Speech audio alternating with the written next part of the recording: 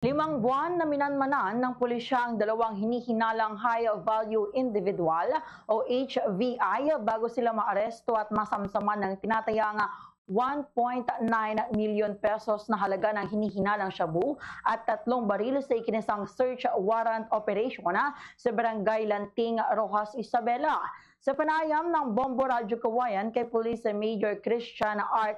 Kawile, Chief of Police ng Roxas Police Station, sinabi nito na bandang alas 4 ng hapon noong 17 ng Mayo nang ipatupad ang search warrant laban sa mag-live-in partner na kinilalang si alias Orang, 51 years old, at alias Forman, 35 years old. Ayon kay Police Major Kawile, matagal nang minamanmanan ng mga otoridad ang mga sospeka dahil sa umano'y pagkakasangkot sa illegal na droga. Anya, nagsimula pa noong Disyembre 2025 ang masusing surveillance operation at halos 5 buwan silang tinututukan bago isinagawa ang operasyon. Nakumpiska sa operasyon ng mahigit 279 na gramo ng hinihinalang shabu, drug paraphernalia, digital weighing scale, mga plastic sachet at iba pang kagamitan sa illegal na droga.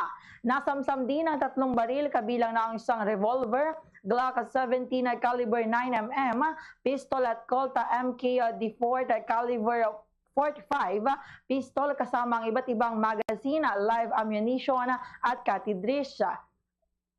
Formal nang isinampa ngayong Martes sa bandang alas 8:30 ng umaga ang magkaukulang reklamo laban sa mga sospeka habang hinihintay pa ang resulta ng iba pang kaugnay na proseso.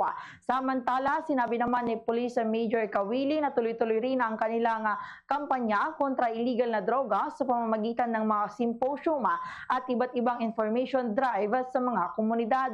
Nagpasalamat naman ang opisyal sa mga concerned citizens na patuloy na nagbibigay ng impormasyon hinggil sa mga illegal na gawain na malaking tulong umano sa matagumpay na operasyon ng pulisya. Ganito ang bahagi ng pahayag ni Police Major Christian R. Kawile.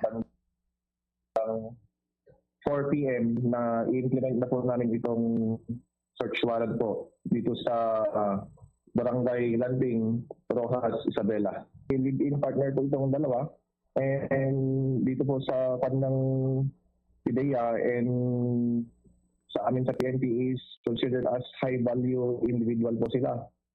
Based sa ating information, ma'am, matagal na nga pong involved sa gawain illegal na gawain itong live-in na to, ma'am.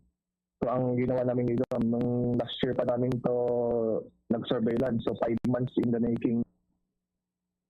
Fast sa radyo, Bombo!